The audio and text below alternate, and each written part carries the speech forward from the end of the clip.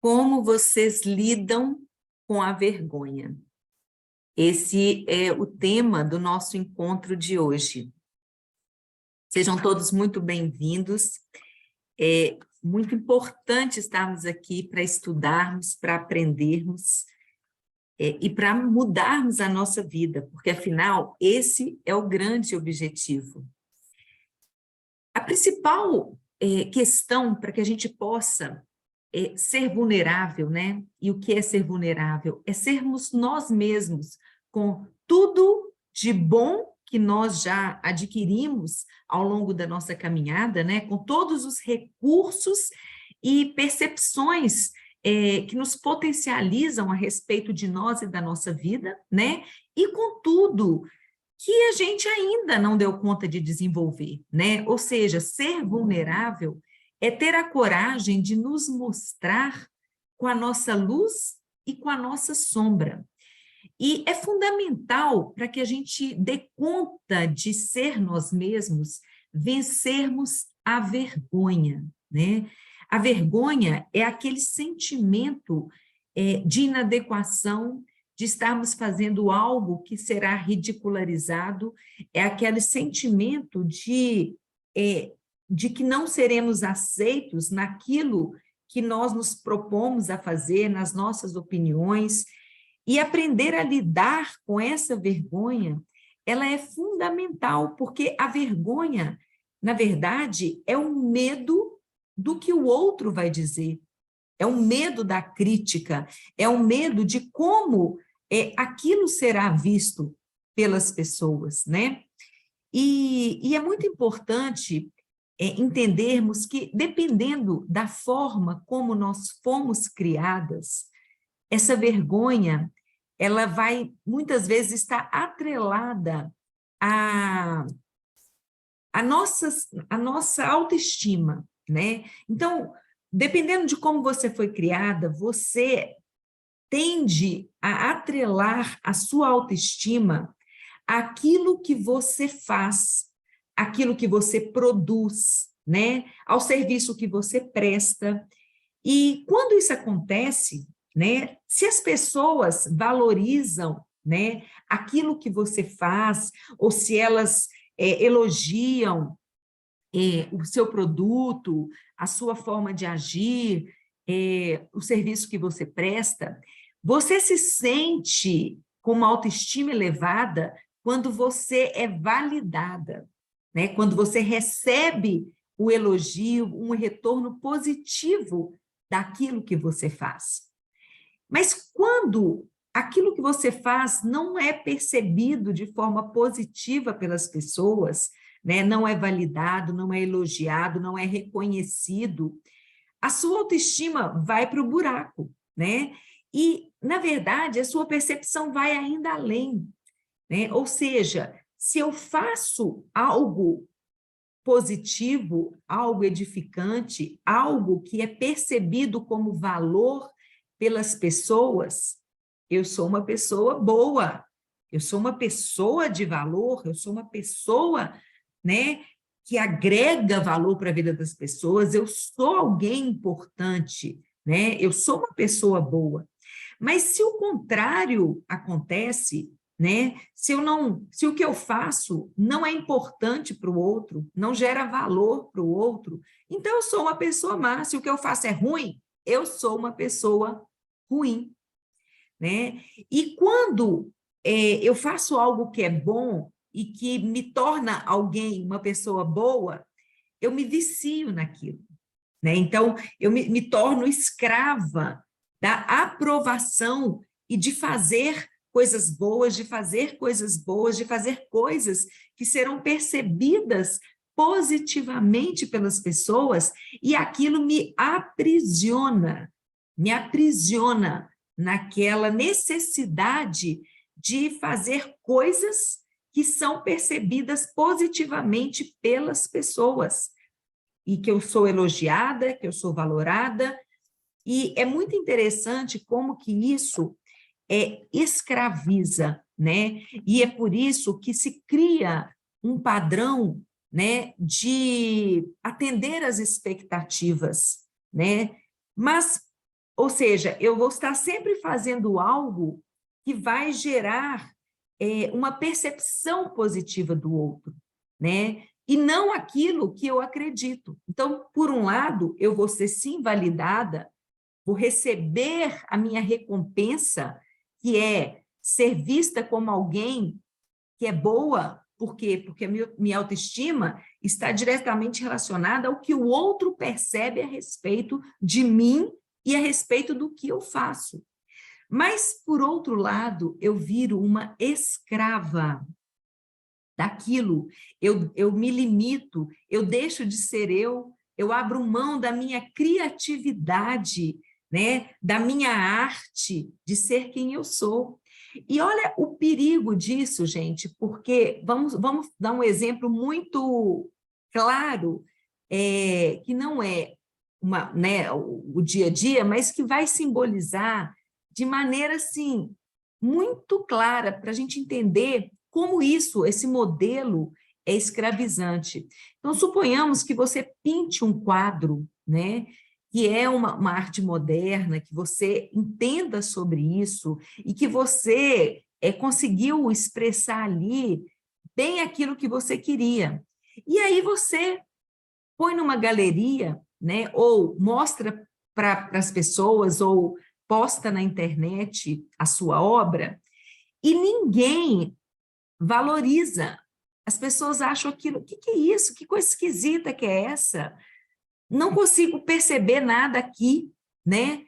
E aí você não é validada.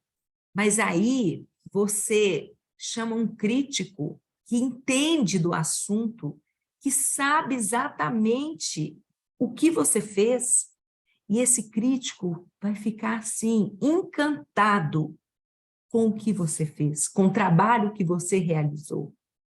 Nem os seus amigos conseguiram dar valor, falaram assim, nossa, mas você demorou esse tempo todo para fazer isso? Olha, desculpa, eu te amo, mas eu não consigo enxergar valor nisso aqui. Você percebe que se você atrela, se você condiciona a sua autoestima, o seu valor, aquilo que as pessoas vão dizer sobre a sua obra, você está completamente perdido, perdida. Por quê? Porque as pessoas não entendem aquilo que você faz. Elas não conseguem perceber valor porque elas não conhecem aquilo. Mas aquela pessoa que é digna de ouvir o que você tem para dizer, de avaliar aquilo que você fez, porque ela realmente conhece, ela, sim, é a única pessoa que pode dizer se o que você fez é valoroso ou não, entende? E mais ainda, indo além, se nós percebermos que cada um vai perceber o outro a partir da bagagem que tem, cada um vai medir o outro pelo seu filtro, né? Então, vamos supor que o seu filtro tem café. Tudo que passar ali, seja suco de laranja, seja chá, seja água cristalina, seja água suja, seja água, tudo vai sair mais ou menos da mesma cor, porque ou vai sair com um gostinho de café. Por quê? Porque o filtro da pessoa é aquele. Então, muitas vezes você está ali trazendo uma água cristalina, você está ali trazendo um suco de laranja, feito, acabou de fazer, espremeu várias laranjas, mas o filtro de quem viu é café, e aquele gostinho não é percebido, porque vai ser uma laranja misturada com café, aquela água límpida que foi colhida ali da fonte, ela passou a ser café. E aí, aquilo que você traz é totalmente deturpado, é decodificado de uma maneira totalmente equivocada pela pessoa que está vendo.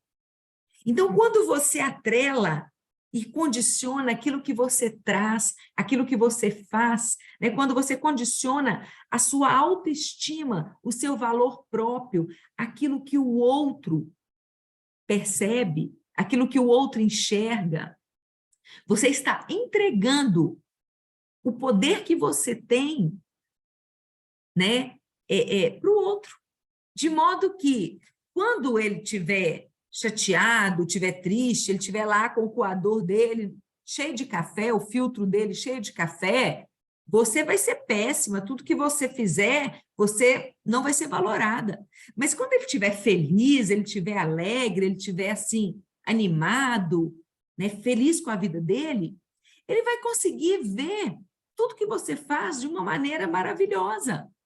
E aí você é incrível e maravilhosa. E aí a sua autoestima, o seu valor, por estar na mão do outro, ele oscila. O dia que o outro está feliz, você é uma pessoa incrível. O dia que o outro está triste, você não presta para nada. E aí, no trabalho, o dia que o seu chefe, os seus colegas estão de bom humor, eles te ouvem e se interessam pelo que você está fazendo. O dia que ele não queria nem estar ali naquela reunião, ele vai achar, ai, o que você tem para falar? E daí? O que isso me agrega? Entende? E aí o que você está expondo não vale nada, porque ele quer acabar com essa reunião logo, ele não tem interesse de ouvir.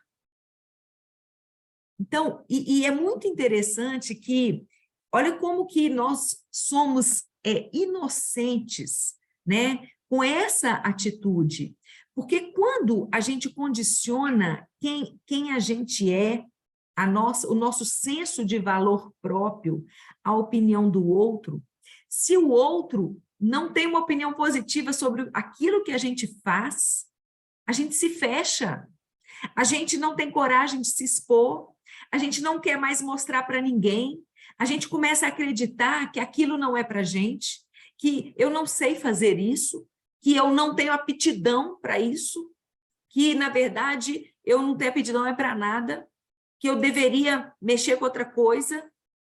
Não é assim?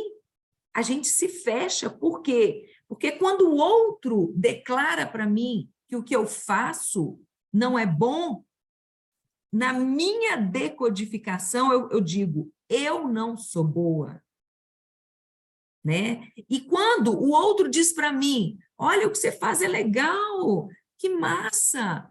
Aí eu decodifico isso como, eu sou boa, eu sou legal, eu sou massa.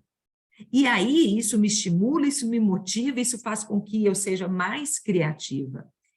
Mas é muito importante a gente entender que quando a gente tem um senso, né, quando a gente está mais maduro no entendimento da vergonha, né, no entendimento de saber lidar com aquilo que o outro pensa, né, com o que o outro vai pensar de mim, eu separo aquilo do que eu faço de quem eu sou. Eu blindo quem eu sou, porque eu entendo que eu sou muito mais do que aquilo que eu faço, né? E outra coisa muito importante, ninguém é o tempo inteiro incrível, né? E é muito importante a gente entender uma pessoa que tem uma atitude infeliz, ela não é aquela atitude infeliz. Quem aqui nunca teve uma atitude infeliz? Quem aqui nunca falou palavras duras com pessoas que a gente ama? Que saiu na hora que você estava com raiva. E você é só aquilo? Você se limita a ser uma pessoa agressiva, uma pessoa grosseira, uma pessoa que xinga? Não! Para além dos momentos de irritação, de grosseria, de falta de paciência, ou de incompetência, ou de dar uma manota, de dar um fora, você é uma pessoa amorosa, você é uma pessoa parceira, você é leal, você é alegre, você é engraçada, você é uma boa companhia, você é amiga. Entende? Você é disponível, você tem um bom ouvido, você tem compaixão pelas pessoas. Então, é muito interessante e importante a gente saber enxergar quem nós somos e não condicionar a nossa identidade à percepção do outro. Porque o outro chega na vida totalmente programado com uma lente própria que veio da sua família, da sua hereditariedade, né, da sua grande jornada ao longo do tempo, que vai ter uma visão própria, que não é a visão da sua família, que vem de outros valores, de outra religião, de outra cultura, entende?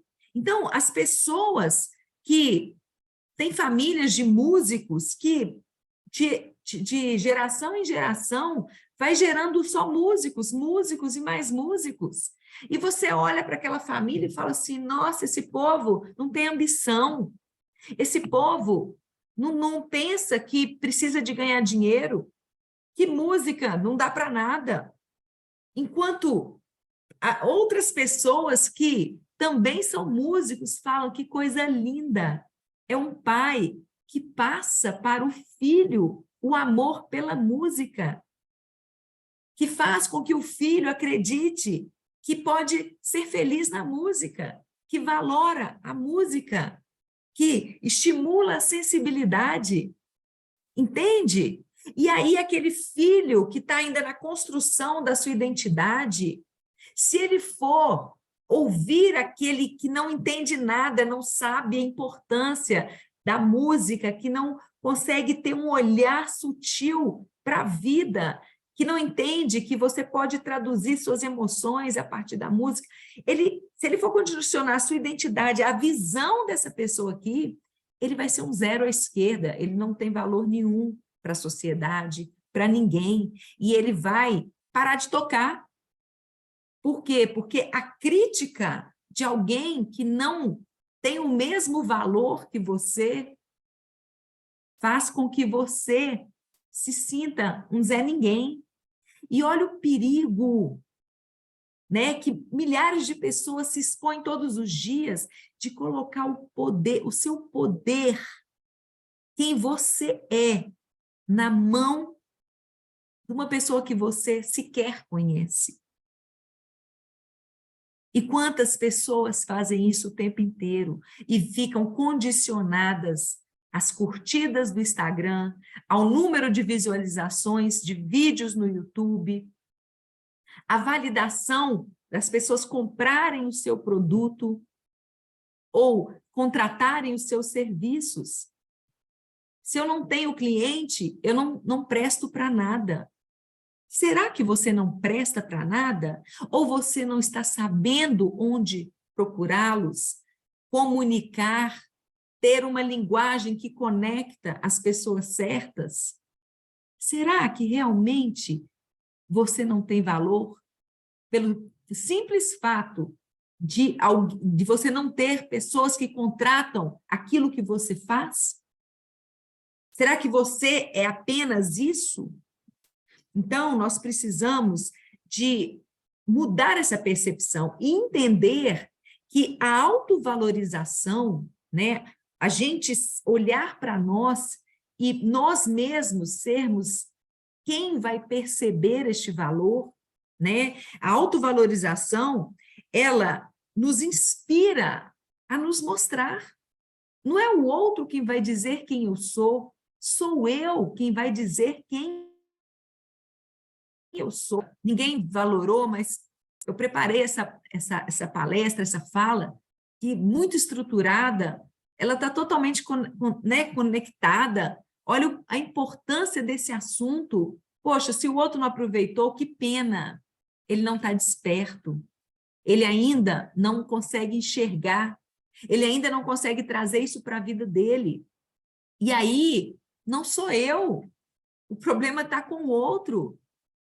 Entende? Ter essa clareza é fundamental. É óbvio que, diante de alguma crítica, de quem vale a pena ouvir, de alguém que me ama, de alguém que realmente me conhece, ou de alguém que entenda do assunto, óbvio, eu tenho que abrir os meus ouvidos e decodificar o quanto isso faz sentido. Será que ela tem razão? Deixa eu avaliar isso, deixa eu ver a opinião de outras pessoas, mas em quaisquer circunstâncias, isso vale para melhorar aquilo que eu faço, mas não quem eu sou.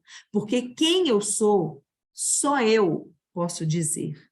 Eu não posso autorizar ninguém a falar quem eu sou, a dizer isso por mim. Esse poder, ele não é delegável. Ele precisa ser concentrado na minha pessoa. E aí, quando você diz, né, quando você se autovaloriza, você consegue compartilhar sem medo do julgamento, né? E perseverar, mesmo que você ainda não tenha os resultados que você gostaria, perseverar. Gente, porque o tempo inteiro nós estamos nos expondo. Ir trabalhar todos os dias é uma forma de exposição. Por quê? Porque eu vou estar construindo algo, eu vou estar fazendo algo, e vou estar sujeita a críticas. Abrir uma empresa, criar um produto, escrever um artigo, tudo, em tudo eu estou me mostrando de alguma forma. E se eu não tiver isso muito claro para mim, eu vou estar no fronte de uma guerra pessoal todos os dias, porque a cada dia eu vou estar assim, quem eu vou ser hoje? O que eu vou ser hoje? Será que eu sou importante? Será que eu tenho valor? Ou será que não? E essa montanha-russa emocional, ela destrói a nossa autoestima, a nossa autoconfiança, né? Então, sempre que você se vê diante de uma situação que possa te colocar, né, em estado de vergonha, de questionar, né, quem você é, o que você está fazendo, você tem que perguntar qual que é esse diálogo interno, né? O que é que a minha conversa interior está dizendo para mim, né? Essa é uma maneira muito eficaz de perguntar sobre as mensagens secretas e a autocrítica que alimentamos na mente. E quando você começa a perguntar, né? Ela traz aqui o exemplo de que ela estava escrevendo um texto, um artigo, e de repente ela empacou, não conseguia vencer, e ligou para uma amiga para falar, olha, está difícil, a amiga já perguntou, o que seu diálogo interno está falando? E ela fala, olha, uma fala está dizendo, meu texto está chato e que ninguém se interessa por esse assunto. A outra fala está sendo, serei muito criticada e eu mereço isso. E a outra fala está dizendo, que é a maior de todas, escritores de verdade não precisam se esforçar tanto assim. Escritores de verdade não redigem frases sem sentido. E olha que diálogo interno cruel. E quantas vezes nós temos esse diálogo? E ele nos destrói realmente. Ele nos impede, né, de avançar. Por quê? Porque ele está só na crítica. Ele está só nos destruindo, acabando com a nossa autoestima, né? Então, entender nossos mecanismos de vergonha ou a fala crítica desse nosso diálogo interior é fundamental para que a gente possa superá-los. É você perguntar o quanto que isso é verdade, né? Porque muitas vezes não é nem a fala do outro, é o seu próprio diálogo interior, mas aquele diálogo sedimentado em experiências negativas que você teve, em situações de vida em que você foi exposta e você criou ali aquele registro de que exposição é perigoso. de que quando eu me exponho, eu sou criticada, de sempre que eu me exponho, eu passo vexame.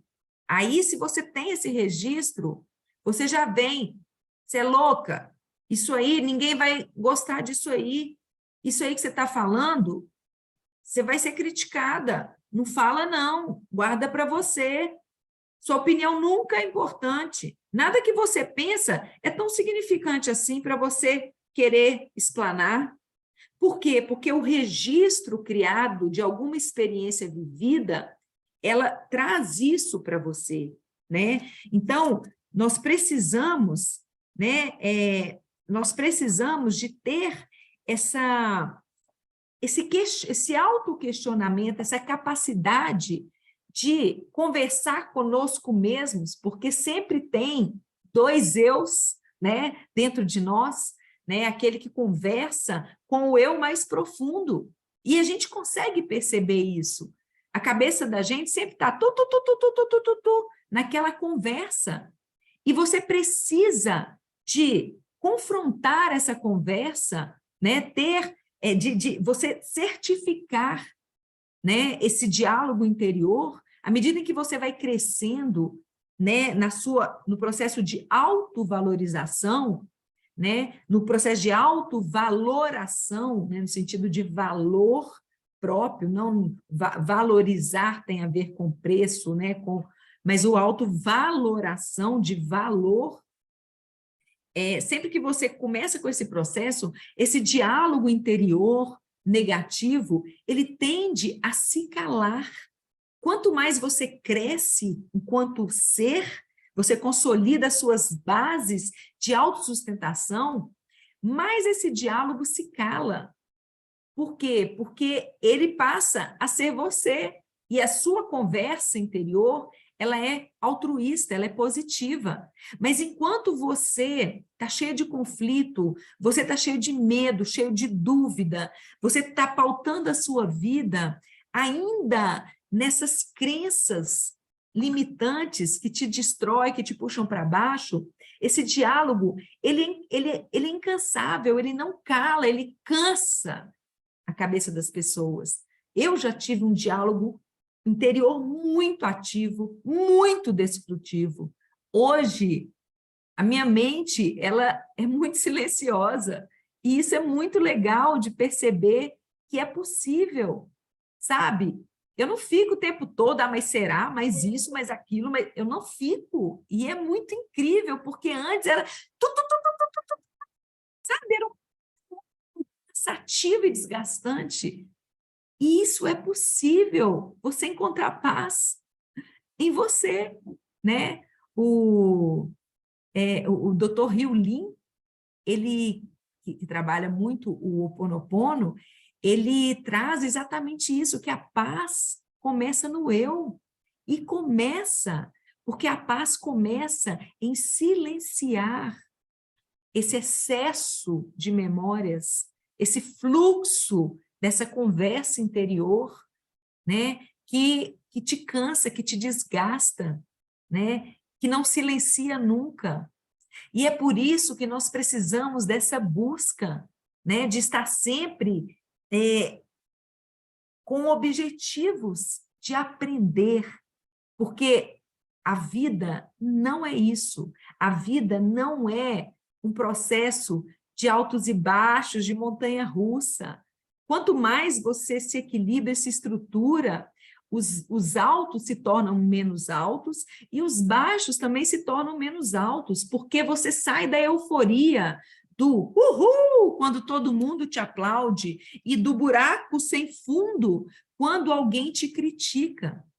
Então, que nós possamos nos apropriar, né, da função de cuidar de nós, de valorizar a nós, de enxergar quem somos e não delegar esta função, este papel para ninguém.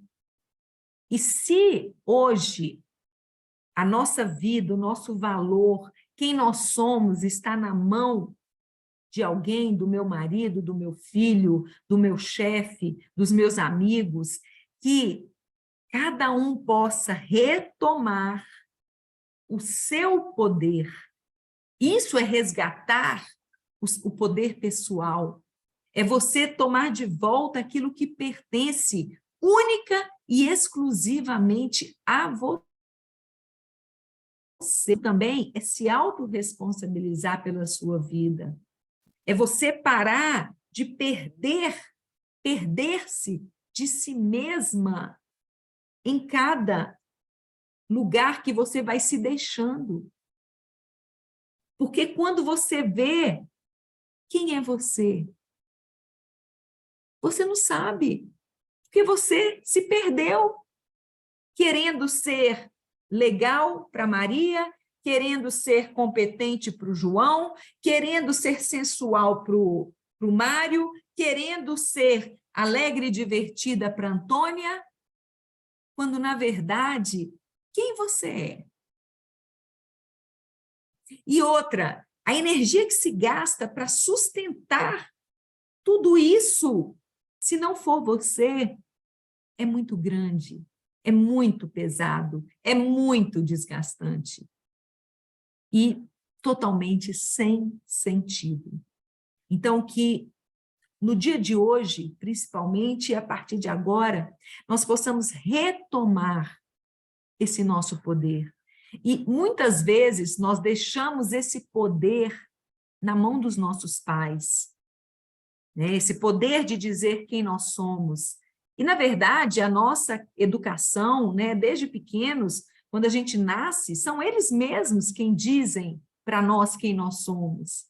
E muitas vezes estão tão envolvidos com os conflitos da sua própria vida, com as suas próprias dificuldades pessoais interiores, que nem sempre eles estão inteiros para dizer para nós, olha, você é linda, você é inteligente, você é divertida, vai que vai dar tudo certo. Muitas vezes nós recebemos mensagens que não nos edificam, não nos fortalecem, não nos constroem.